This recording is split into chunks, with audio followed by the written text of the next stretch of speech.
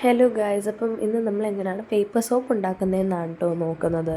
ഞാൻ ഓൾറെഡി ഇതിൻ്റെ behind the സീനൊക്കെ ഇട്ടിട്ടുണ്ടായിരുന്നു, എങ്ങനെയാണ് വർക്ക് ആവുന്നത് പേപ്പർ സോപ്പ് എന്നൊക്കെ ഇട്ടിട്ടുണ്ടായിരുന്നു കേട്ടോ. അപ്പോൾ ഫസ്റ്റ് തന്നെ ഒരു ഷീറ്റ് ഓഫ് പേപ്പറോ കളറില്ലാത്ത പ്ലെയിൻ പേപ്പറോ എന്താണെന്ന് വെച്ചാൽ എടുക്കാം. എന്നിട്ട് അതിലേക്ക് കുറച്ച് ഹാൻഡ് വാഷ് ഒഴിച്ചു കൊടുക്കുക, അല്ലെങ്കിൽ നിങ്ങൾക്ക് സോപ്പ് മെൽറ്റ് ചെയ്തിട്ടാണെങ്കിലും എടുക്കാം കേട്ടോ. എന്നിട്ട് അത് ഫുള്ളൊന്ന് ഒന്ന് സ്പ്രെഡ് ചെയ്ത് കൊടുക്കുക. എനിക്ക് പെൻസിലേ കയ്യിൽ കിട്ടിയിട്ടുണ്ടായിരുന്നുള്ളൂ, വേറെ ഒന്നും കിട്ടിയില്ല. പിന്നെ ഞാൻ പെട്ടെന്ന് ബ്രഷൊന്നും എടുക്കാൻ പോയില്ല കേട്ടോ.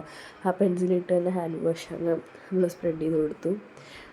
പിന്നെ നിങ്ങൾക്ക് ഇത് ബ്രഷൊക്കെ കൊണ്ട് സ്പ്രെഡ് ചെയ്യാം. പിന്നെ ഹാൻഡ് വാഷ് എപ്പോഴും കുറച്ച് അധികം ഹാൻഡ് വാഷ് ആഡ് ചെയ്ത് കൊടുക്കണം കേട്ടോ.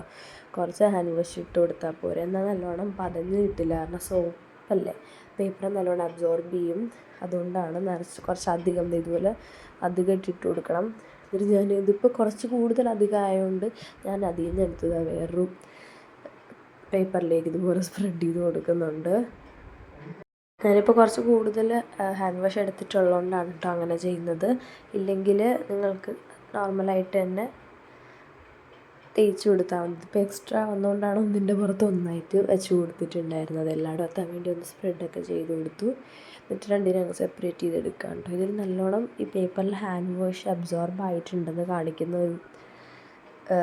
കാണിക്കുന്നതാണ്. ഇത് കണ്ടോ, ഇതുപോലെ ആവും. അതായത് ആ ബ്ലൂ കളർ മാറി നമ്മൾ വെള്ളമൊക്കെ ഒഴിക്കുമ്പോൾ നല്ലോണം അത് അബ്സോർബായി എന്ന് കാണിക്കുന്നത് പോലെയാണ് കേട്ടോ ആ ബ്ലൂവിൽ. അപ്പോൾ നിങ്ങൾ ഇതുപോലെ ചെയ്തിട്ട് അപ്പോൾ അത് നല്ലോണം കുറച്ച് ഡള്ളായിട്ട് വെള്ളം അബ്സോർബ് ചെയ്യുമ്പോൾ എങ്ങനെ ഉണ്ടാവും ആ ഒരു കൺസിസ്റ്റൻസിയിൽ വരും, നോർമൽ പേപ്പർ മാറിയിട്ട് കേട്ടോ. അപ്പോൾ അങ്ങനെ ആവണം. പിന്നെ നമ്മൾ ഇതുപോലെ എന്നിട്ടും ഇങ്ങനെ തമ്മിൽ ഒട്ടിച്ച് വെച്ചിട്ടാണെങ്കിൽ ജസ്റ്റ് ഒന്ന് പെൻസിൽ വല്ലതും കൊണ്ടൊന്ന് സ്പ്രെഡ് ചെയ്ത് കൊടുക്കണം കേട്ടോ. എന്നാലേ നല്ലോണം അബ്സോർബായിട്ട് കിട്ടുള്ളൂ ഹാൻഡ് വാഷിലേക്ക്. അപ്പം നല്ലവണ്ണം ഉണക്കിയെടുക്കുക കേട്ടോ. വെയിലത്ത് വെച്ച് എങ്ങനെയാണെന്ന് വെച്ചാൽ ഉണക്കിയെടുക്കുക, അല്ലെങ്കിൽ അകത്ത് തന്നെ നോർമലായിട്ട് വെച്ചാലും മതി. എന്നിട്ട് ഞാൻ അതിനെ ഒന്ന് ഷേപ്പിൽ കട്ട് ചെയ്തെടുക്കുകയാണ്. ഞാൻ നോർമലായിട്ടുള്ള സ്ക്വയർ ഷേപ്പിലാണ് കട്ട് ചെയ്തെടുക്കുന്നത് കേട്ടോ.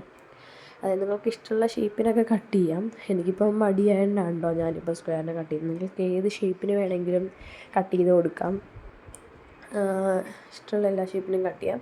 ഇപ്പം 3 കളറും എനിക്ക് നല്ല ഉണങ്ങിയിട്ടുണ്ട്. ആ ബ്ലൂവിൽ കുറച്ചധികം ഹാൻഡ് വാഷ് അബ്സോർബ് ആയിട്ടുണ്ട്. അതാണ് അതിൽ ആ ഒരു യെല്ലോ ഷെയ്ഡ് വരുന്നത് കേട്ടോ.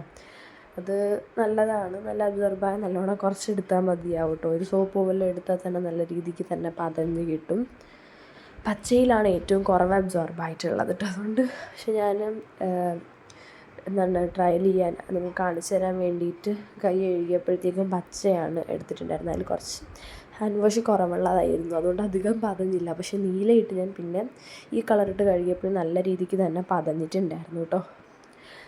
പക്ഷെ എല്ലാം നല്ല രീതിക്ക് തന്നെ പതഞ്ഞു. എന്നിട്ട് ഈ പിങ്കിലും നിങ്ങളിപ്പോൾ ഒട്ടിച്ച് വെച്ചാലും ശരി, നേരത്തെ പറഞ്ഞതുപോലെ ആ പെൻസിലോ എല്ലാം കൊണ്ടൊന്ന് നല്ലോണം ഒന്നുകൂടെ സ്പ്രെഡ് ചെയ്ത് കൊടുക്കണം. എന്നാലേ ആ പേപ്പറുമായിട്ട് ആ സോപ്പ് കോണ്ടാക്റ്റിൽ വന്നാൽ മാത്രമാണ് നല്ലതായിട്ട് ആ ഹാൻഡ് വാഷ് അബ്സോർബായി ഒരു കളർ ചേഞ്ചൊക്കെ വരുള്ളൂ.